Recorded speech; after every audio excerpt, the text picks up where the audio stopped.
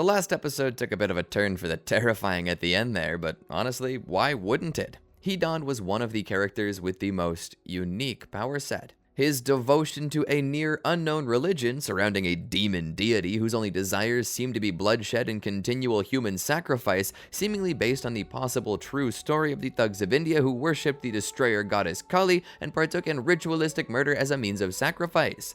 Given the occult connections, it's impossible for this not to have certain horror aspects. But don't you worry, things are definitely gonna get worse before they get better. Naruto is still attempting to come to terms with his new reality, having unwittingly partaken in what he believed to be murder. The question is, why is this happening to him, and what is the reason behind it? Only time will tell, so sit right back and get ready. We're gonna continue this story today.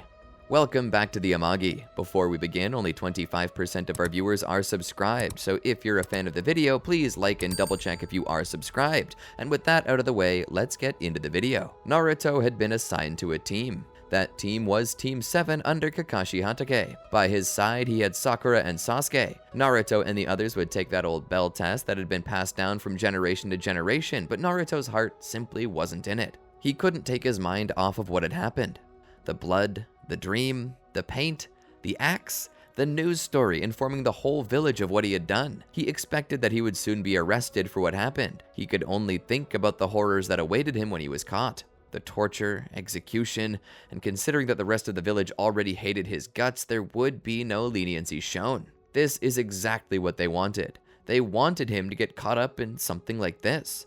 All the same, Naruto knew that what had happened was not of his own volition. He never wanted to kill those people, but what truly scared him is that he had done it and didn't know it. Remembering that horned creature he had seen in a dream, he wondered if there was any way a devil-made-me-do-it defense would pass in court. Probably not, but then what else was he supposed to say? Devil did make him do it. Naruto wasn't a party to it. He didn't want it. He didn't even know about it until after it was over.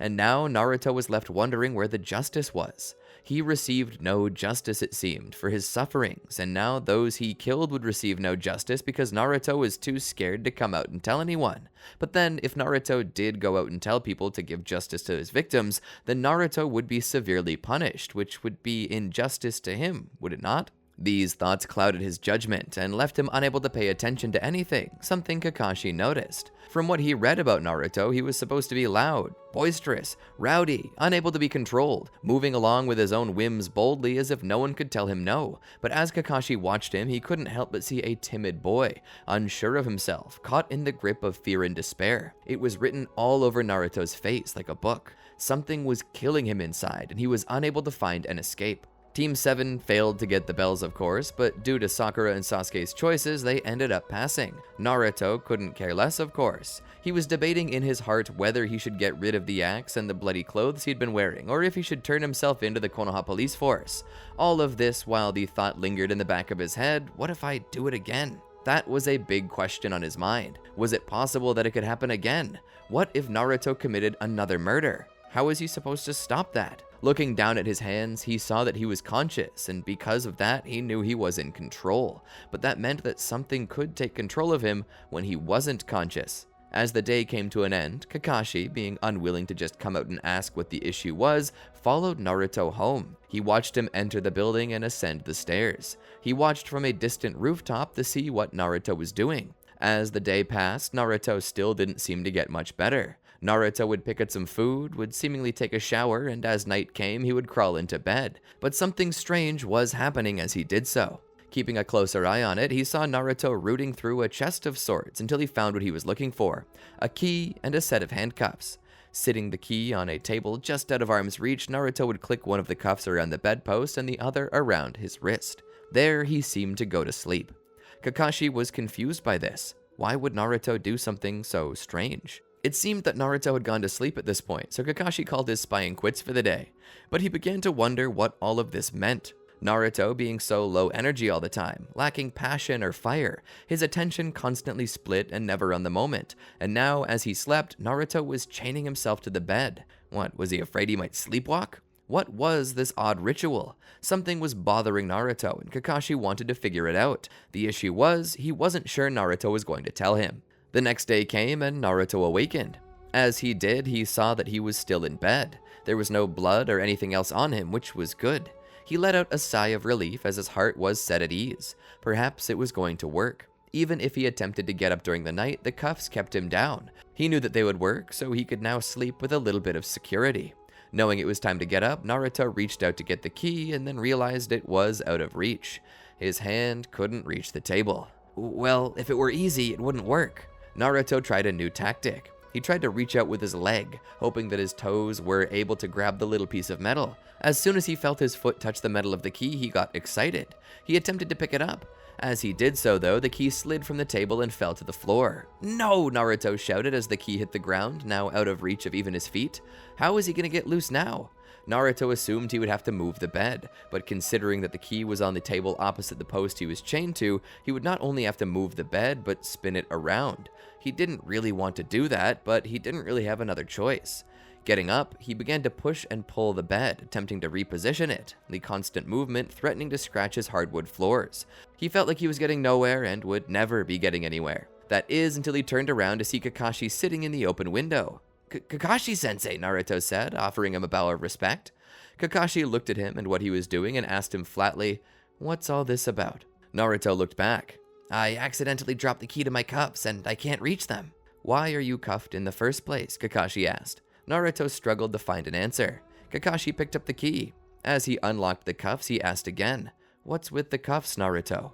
Trying to think on his feet, he blurted out the first thing that came to his mind as an explanation.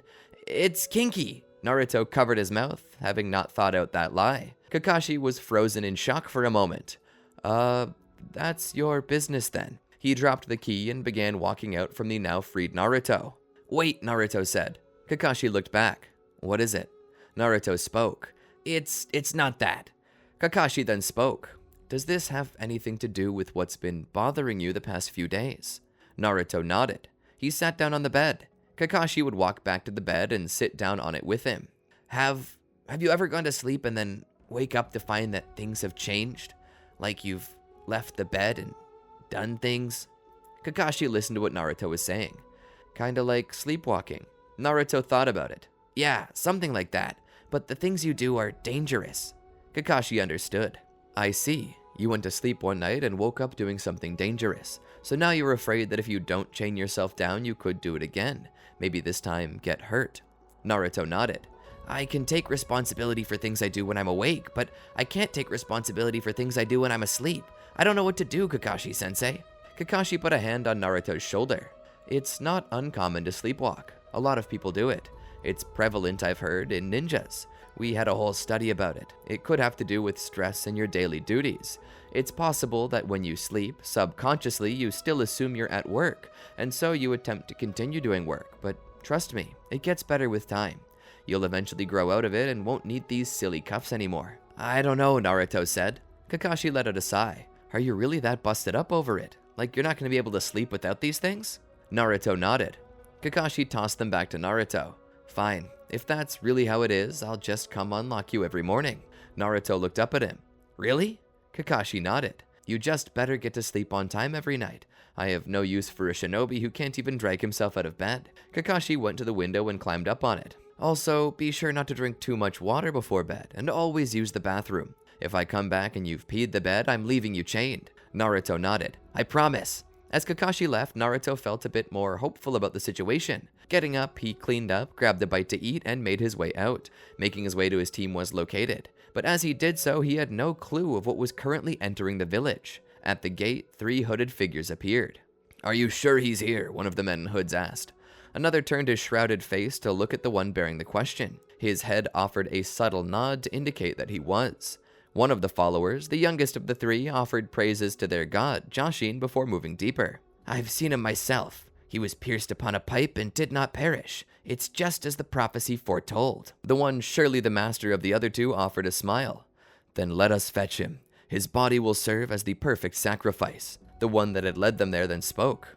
"No need to be afraid. He will come to us," he said, producing what looked to be a puppet. The man at the center applauded his subordinate in having it all planned out. From there, the 3 of them waited until nightfall. During daily training, Kakashi watched Naruto as he trained. He seemed to be in a much better mood, but he still felt like there was something Naruto wasn't telling him. This became a bit more apparent when, as they trained, Kakashi caught a glimpse of something under Naruto's shirt. Calling his student over, he asked him to lift it and show him. Naruto, seized with terror, seemed to almost refuse to do so. Kakashi glared at him. The words were not a suggestion, they were orders. Naruto lifted his shirt to show the odd symbol. Kakashi looked at it, as did Sasuke and Sakura. Kakashi then looked to Naruto. What does this mean? Naruto was quiet for a moment. I've never seen anything like it, Sakura said. Sasuke was silent as he looked. He didn't know either, but he didn't really care all the same.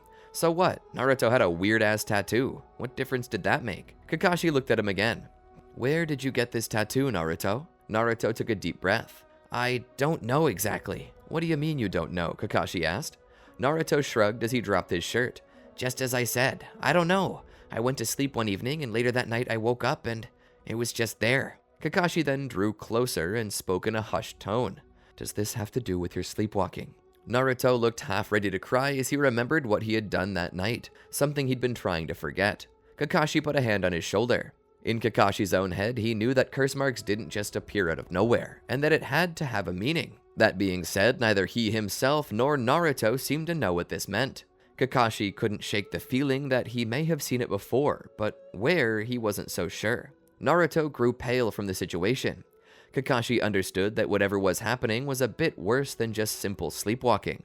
Naruto may have been under someone's control via a curse mark. As the day's training came to a close, Kakashi allowed his team to go home. He himself would do something different. As the night fell upon them, Kakashi made his way to the Hokage's mansion, where he would speak with Hiruzen. Something strange is up with Naruto, Kakashi said. Hiruzen would look back and ask what he meant by that. Kakashi would begin to explain how Naruto had seemingly grown terrified about something, but he wasn't sure what it was.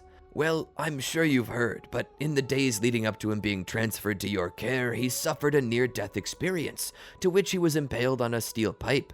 He then nearly drowned after whoever witnessed the situation felt compelled to hide his body in the nearby lake. I guess that could be one answer, but he says he's been sleepwalking. I walked in on him today in his room having handcuffed himself to the bed. Hiruzen's face showed a bit of concern. He hasn't told me about anything bothering him. Kakashi then spoke again. Just today, while I was training, I noticed something. Hiruzen raised a brow. You did? What was it? He has a strange mark on his belly that I didn't recognize. Hiruzen sat forward. A strange mark. Kakashi nodded. He pulled out a pen and a piece of paper and began to draw it out. I feel like I've seen it before, but I don't really recognize it. He drew the circle with the inverted triangle. It almost seems like a curse mark to me.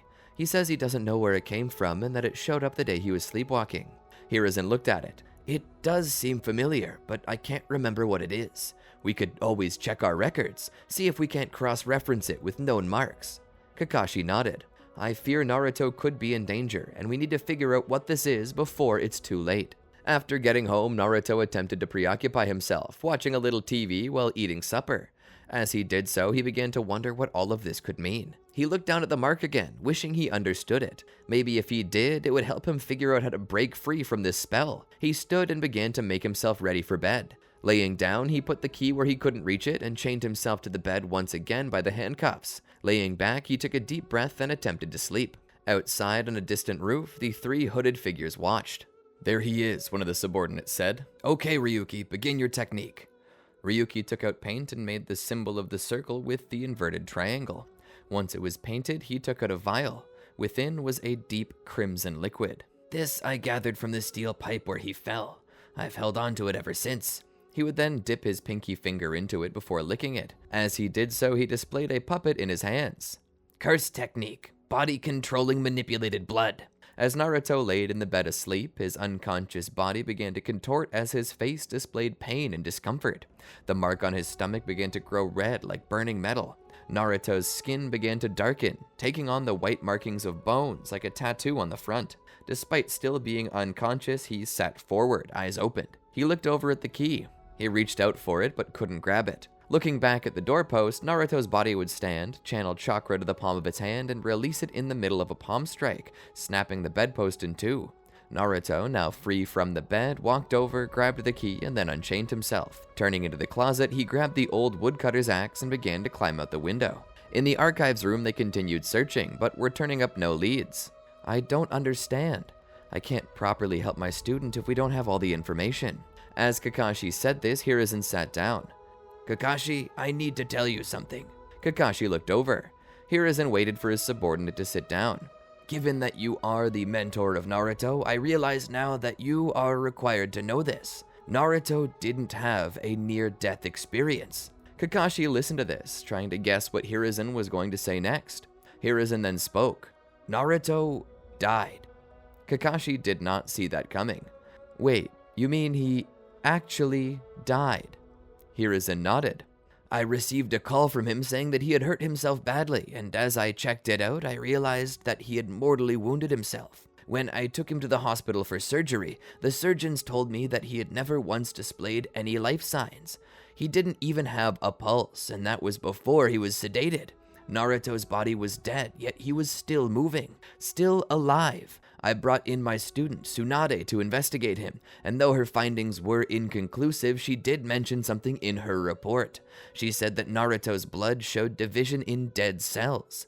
She also said that those dead cells actually began bringing themselves back to life. From what I can tell, Naruto's body is practically immortal. I can't prove anything, but his body seems capable of regenerating from death completely. I don't know what it is. It's like he's already dead and has turned death into a form of life. Like undead? Kakashi asked. Hiruzen nodded. His body continues to function after death, and it seems to restore itself. Tsunade is still working on understanding his biology as we speak, but for the most part, he's practically immortal. Kakashi was shocked about this information. It seems it would have been better to tell me this stuff before I took him on as a student, don't you think? Hiruzen nodded. I should have told you, but at the time we were treating this as top secret information. Kakashi didn't act like he couldn't understand this. He did and was grateful to have finally been told. Something irks me though, he said. I feel as though I've heard of this before. Kakashi stood and walked to the records and began searching through them for any information pertaining to immortality. As he did, he stumbled upon a stub of a recording mentioning an occult group formed after a religion known as Joshinism. It was here that he realized that their symbol was exactly what Naruto had on his torso. Hiruzen, look at this. Hiruzen walked over and began reading it. Hiruzen looked at Kakashi in terror. Find Naruto! Kakashi was jumping from rooftop to rooftop, heading to Naruto's apartment. As he entered the bedroom, he found that Naruto was nowhere to be seen, and that the cuffs and bedposts they were attached to were discarded in the middle of the room. Kakashi knew something was wrong. He summoned his ninken, Partook. Hurry, Partook. I need you to pick up the scent. Sniff the cuffs. Partook, not questioning Kakashi, walked to the cuffs and gave them a sniff. Picking it up, he made his way back outside. Partook found a direction and followed it. Kakashi and his ninken kept racing along until in the distance they saw 4 figures heading for the edge of the village. As he caught up, Naruto would turn around, displaying his new horrendous transformation. Raising his axe, he attempted to split Kakashi down the middle, but Kakashi raised his hands, each bearing a kunai, and used them to deflect the axe blow. The 3 of them jumped down to the ground. Kakashi followed. As they continued to run, the smallest of the 3 hooded figures turned back and waved his hand, causing the ground to turn to mud and catch Kakashi. Then, with a wave of his hand, the man brought the entirety of Hokage Rock down upon the village, crushing the buildings closest to the rock, including the Hokage's mansion. Kakashi looked back and saw the devastation. He kept fighting to break free of the mud, but by the time he did so, the group had escaped with Naruto. It was then that Kakashi knew that his assumption was correct. Naruto was being controlled by a group of cultists. After they had left the village, Partook had lost the scent. Returning, Kakashi began to help sort through the rubble. Thankfully, Hiruzen was relatively unharmed, but the same couldn't be said for many others. After this, Kakashi lamented that he couldn't save Naruto. He stated that he felt bad that he failed his student, but Hiruzen told him that it wasn't his fault, and that they would find Naruto. It was after this that Tsunade would approach the 2. She would bid them both to the hospital, where she would go over a discovery she had made. The ability to revive the dead cells and cause them to continue mitosis even after death was unusual, but that's when I realized it. The chakra that's inside Naruto controls the chi inside of his blood. That's how he's granted immortality. I can't recreate it for reasons unknown, but I did learn something equally important. What is it? Hiruzen asked. How to stop it. Kakashi was silent for a moment. I don't plan to use this to kill my student, if that's what you mean. Hiruzen shook his head. Not that we would ask you to, but that cult of Joshin that we were reading about have somehow managed to recreate that same immortality. It's possible that you will face others with immortality, and it will be key to know how to defeat them. Tsunade then continued her explanation. It's not as hard as it seems. All one has to do is seal the chakra inside of them. In doing so, the bodies will no longer be able to persist through adversity or regenerate. And how would I do that? Kakashi asked. Tsunade then presented Kakashi with tags. Place this tag on the target somewhere and the curse mark will spread over their body, locking their chakra down. That should make it possible to kill them. This will increase your chances of rescuing Naruto. Kakashi took the tags and offered her thanks. Naruto awakened in a drab, dank cave. Where am I? He then saw someone at the bars that had been used to turn this cave into a prison cell. You're here in one of the Joshinist outposts. Naruto looked at the figure before him. They were young, it seemed, possessing darker skin, but despite that their hair was silver, almost white. The door of the cage opened and the person walked in, carrying a platter of the best foods they had to offer. Kneeling down, they offered some to him. Naruto was skeptical at first, but looking upon their face, their smile bright and inviting, he didn't feel like the food would be poisoned. He took a bite. The person before him was androgynous, seeming to be passable for either gender. Unable to guess for himself, he asked flatly, "Are you a dude or a lady?" The figure stopped, their face shocked at the question before bursting out into laughter. I guess the lights are rather dim in here. I am Amayuki, and indeed I am a male. I'm a priest of the god Jashin, along with my fellow servants, Ryuki and Hidan. We three are in service to the great destroyer, the one who sets free the people of their pain through the release of death. Naruto was startled and began spitting the food out. You're gonna kill me? He shouted. The boy was shocked at the sudden rejection of food, but then understood. Ah, you're afraid of death. You shouldn't be. Death is natural, and it returns us to the oneness of everything. But if it brings you any consolation, we're not going to end your life. No, we need you. You need me? Why? Suddenly, another voice spoke. To serve as a vessel. Naruto looked to see a man with lavender hair standing there, and a white-haired man behind him. Vessel? Naruto questioned. There's a prophecy passed down from generation to generation that the true death for all and the start of a new life will be brought about not by any one priest, but by the hand of Jashin himself. It's foretold that the one who's born of a man whose hand calls forth gods will marry a woman whose body contains a demon. Their forbidden union will create a child who has been touched by death itself, a child who can touch both the gods and contain the demons. He will be the chosen vessel of Jashin himself to incarnate into this world and bring an eternal peace and rest to the hard-working people. A child born of... I don't even know who my parents are. How am I some prophesized vessel? Hidan walked in. Because while you don't know who you are, we do. Long ago, the previous high priest before myself visited Konoha. He had seen a vision from Jashin himself that the birth of the one foretold was at hand, and that the child would need to be sanctified through blood. Visiting the village, he was led by his visions to a cave, where he found the one who held the demon giving birth by the man whose hands touched the Raijin, whose hands called the Shinigami. This man was your father, and so, to sanctify you, he took your mother and lured out your father. With the hand of the very demon she once bore, the priest killed both your parents. Your father, as predicted, would use his hands to call the Shinigami to seal the demon into his son, you. At their deaths, the priest offered a ritual that made them sacrifice to Jashin, and in return, Jashin bestowed upon you immortality. Did you not wonder how you survived your fall? How you survived the pipe going through your chest? How you survived underwater for hours without oxygen? You fear death, but it's ludicrous because you can't die. That's the gift and curse that Jashin has bestowed upon you. And he did it so that you could and would become exactly as the prophecy foretold, the vessel of Jashin. Amayuki attempted to feed Naruto again, but he pulled away. You have to eat, Amayuki said. Starvation is the only way we can die without Jashin willing it. Don't worry, Amayuki, Hidan said. The boy won't have enough time to starve. All we need to do now is prepare the sacrifices. The blood of 3. Who should we sacrifice, Ryuki asked. In antiquity, Jashin preferred the blood of a virgin. I feel that we should search for that. Konoha is crawling with them. If properly offered, Jashin will bestow upon us blessings. Prepare to find proper sacrifices.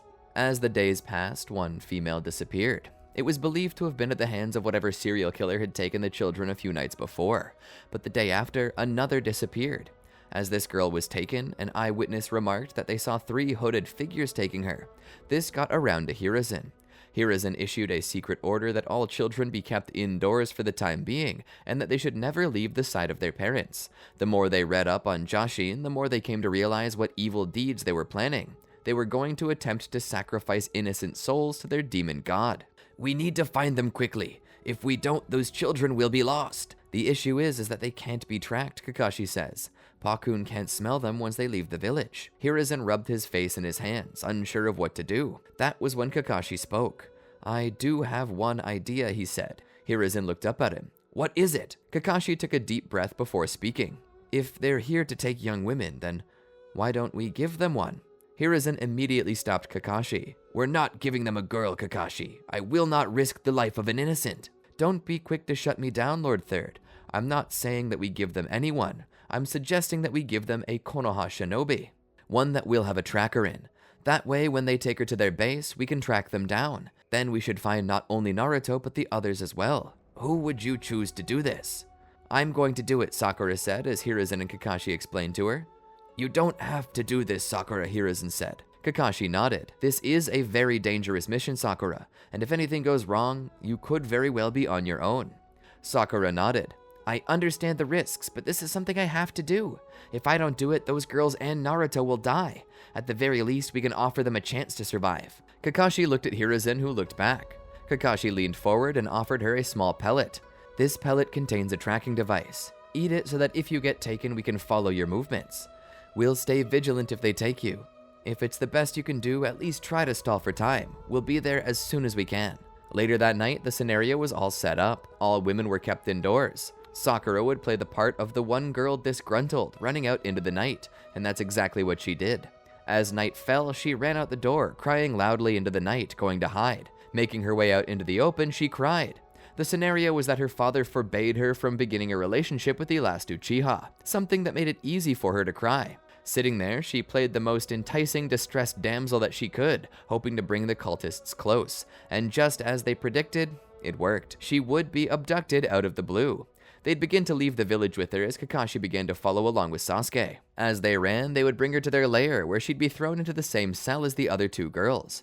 She looked back at Hidan and the others. What are you doing to us? Hidan smiled and reached in to caress Sakura's cheek. No need to fret, my child. Soon you'll be freed from this mortal coil, and in the oneness of death, you and your star-crossed lover will soon be united. Sakura bit Hidan's hand. Hidan pulled away. He growled at her before looking to Amayuki and Ryuki. Prepare the altar. We need to do this by midnight. The other two girls were beginning to panic. Sakura walked to them and shushed them. Don't be afraid. I'm a Konoha Genin. I'm here to help you escape. I promise, help is on the way. We just have to stall for as much time as we can. Outside, Sasuke and Kakashi found the caves. They drew closer. Once we go inside, we split up. You find the prisoners and I'll find the cultists. Sasuke nodded. Kakashi then handed Sasuke some tags just in case. If you run into a cultist, put that on them somewhere. It should arrest their chakra, making them easy to kill. Sasuke stuffed them into his pocket. The two of them then prepared to breach. Within the caves, though, the cultists grabbed Naruto, bound him, and took him into the altar room. Inside was a large circle painted with blood. At the center of that circle was an inverted triangle. There were 4 altars set up, one at each point of the triangle and one in the center. They laid Naruto down on the center triangle. As Naruto laid there, the 3 cultists stood above him. Be calm. Soon you'll be the most revered being on the face of this planet. Hidan looked at the others. Go get the girls. I don't think so, another voice said. They all looked in the direction of the voice. Naruto's eyes lit up. Kakashi-sensei! Kakashi then spoke. As we speak, my student is freeing your sacrifices now. You won't get away with it. Amayuki prepared to utilize his mud release, but Hidan stopped him. No, Amayuki, we can't risk the circle being broken. We have been blessed with immortality. Use it. Simply walk over and kill him. Amayuki nodded and pulled a kunai. He began walking over to Kakashi. Kakashi would pull a tag and attach it to Amayuki's shoulder. The sealing formula would suddenly spread over his body. Hey, what did you do? He demanded to know. Kakashi would quickly weave hand signs and rush forward with a chidori, piercing Amayuki's chest. Amayuki would stumble back. Hidan would laugh. You fool! You can't kill us! But just as Hidan said that, Amayuki fell to his knees. Lord Hidan, something's wrong. Hidan looked at him. I can't see. Blood was pouring from his wound, and Amayuki was becoming paler. Kakashi then spoke. As it turns out, your immortality manipulates the very life energy in your blood to revive you. All of your techniques seem to rely on blood from what I've studied. We've simply found a way to sever your connection to the blood of your victims as well as yourself. Hidan, knowing that they may have just been beaten, looked to Ryuki. Ryuki, plan Z. Ryuki nods. They lift Amayuki onto one of the altars, and there they let him bleed out, his blood covering the altar. With fire style, Hidan sets the altar ablaze. He then sets the second and third altars ablaze, much to Kakashi's horror. Hidan and Ryuki both pull out ceremonial daggers and speak. Jashin, our sacrifice of 3 virgins has failed you. In return, take the blood of 3 martyrs. They both stab themselves in the heart while climbing onto the altar. Suddenly, the flames turn green and shoot up to consume their bodies. Kakashi rushes over to try and get Naruto free, but a barrier seems to have come over the circle. Kakashi-sensei! At about this time, Sasuke and Sakura appear, the 2 girls behind them afraid. Sakura tells them to find a safe place to lay low. Sasuke and Sakura draw closer to Kakashi. Naruto! Kakashi cries out. Suddenly, a black cloud appears within the circle. The ashes and smoke of the burned bodies consolidating into a shadow figure above. It lowers to the ground where it pushes itself through Naruto's mouth and nose. Naruto screams as this occurs. Darkness seems to envelop the entire room. The sound of rushing air and groanings of fear and discomfort continue for a time before all turns silent. Naruto? Sakura asks. They hear a deep voice speak. Naruto can't hear you anymore. He can never hear you again. Kakashi, Sasuke, and Sakura pull out their kunai. Sasuke performs a fire-style ninjutsu to light the room, only for them to catch a glimpse of Naruto, his form deep black with white markings, his eyes black as night, and a crown of horns protruding from the top of his head. Suddenly, the monster rushes Sasuke with inhuman speed, putting him on the ground, clawing his chest. Jashin licks the blood from his claws. He then holds his arm out. As he does, Sasuke's arm also extends without his approval. Jashin forces Sasuke to take one of his own kunai into his hand in an attempt to make him stab himself. Sasuke, reaching into his pocket, pulls one of the tags and sticks it onto himself. As he does so, suddenly the connection between his chakra and chi is cut off, freezing him from Jashin's control. Jashin growls in anger. This is when Sakura and Kakashi realize it. He can't curse us if our blood is neutralized. Kakashi takes out a tag and places it on himself and instructs Sakura to do the same. What are we supposed to do? Sakura asked. Can we even exorcise this thing from Naruto? Kakashi shrugs. The only way I can think is if we sever his chakra from his chi. Maybe that will drive out whatever demon's possessing him. The issue with this plan is that they've now neutralized their usage of chakra, meaning that Jashin has an even greater advantage. It rushes them, slicing at them with incredible speed. Kakashi barely dodges. As he does, he attempts to stick a tag to Jashin only for the tag to be shredded. Sakura tries the same, but it dodges again. It manages to grip her by the hair. She screams as it pulls her close to it. Jashin sniffs her. As a virgin come to sacrifice herself to me. Kakashi-sensei, she screams in terror. Jashin looks to Kakashi and puts his claw upon her neck. I wouldn't do that, Kakashi-sensei. You don't want your student to get hurt, do you? Just at that moment, Sasuke throws a kunai. The kunai had a tag attached to it. It shreds through Sakura's hair, freeing her from Jashin's grasp. It then sticks Jashin as the kunai strikes him. He stumbles back as the seal is put on him. What have you heretics done to me? He demands. Sakura crawls away. Kakashi looks around. I have an idea. Get it back into the circle.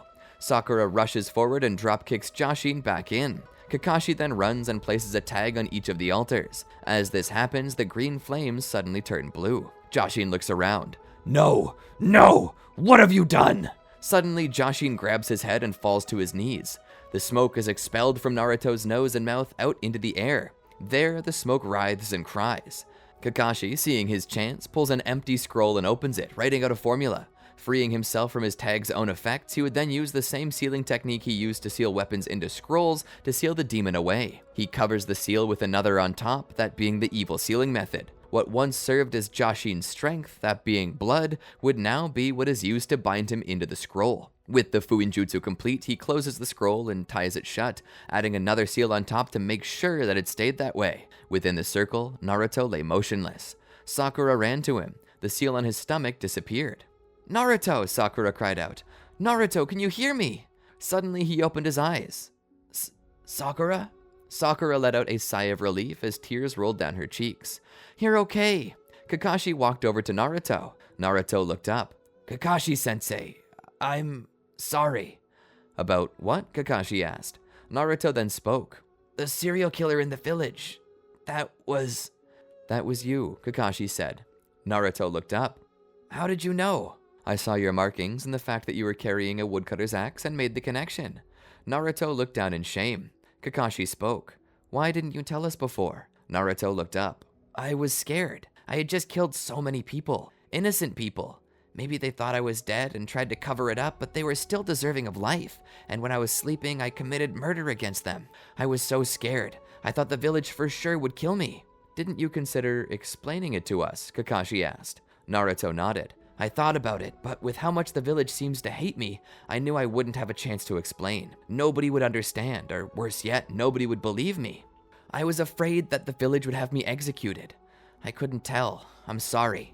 Kakashi took a deep breath in and let it out. You should have told me when you had the chance. Naruto nodded. Kakashi continued. But now we know and I can explain it to the Hokage. You weren't the one who killed those people. It was that Ryuki guy who was using you as an unconscious puppet. And now that Ryuki is dead, I think justice is served. Naruto looked down. That demon. It told me that justice wasn't real, and I started to believe it. Kakashi put his hand on Naruto's shoulder. Rest assured, Naruto, justice is real. We witnessed it tonight.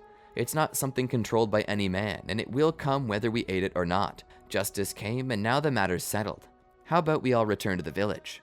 And so they did just that. Naruto's story was told to Hiruzen, who would clear him of all charges. He was taken to the hospital where he received a clean bill of health. Tsunade continued to do tests on him, and she came to understand that Naruto was no longer immortal. Her tests could not recreate the same phenomenon that had made him immortal in the first place, but she mused that maybe immortality was something that shouldn't be in the hands of man in the first place. It was not up to man to play God. Everyone had their time and place. And despite knowing that, Naruto continued to be a shinobi, hoping to one day fulfill his dream of being Hokage. But first, he wished to sleep. Returning home, he slept peacefully for the first time in many nights. No more nightmares, no more fears. And that's the end of the story. I hope you all enjoyed it. I liked this new take on Hidan, an idea of what he could have been if he wasn't an Akatsuki member. Honestly, I think this character could have easily been reused for Boruto, the last surviving member of the Akatsuki. Imagine that. I know they had an arc about the cult of Jashin, but it could have been so much better with Hidan in it. But alas, there is no use crying over spilt milk. So, did you like the video? Let us know in the comments below. Remember to like, subscribe, ring the bell, and all that other good stuff. And while you're at it, check out these other videos on your screen right now. And until next time, peace out.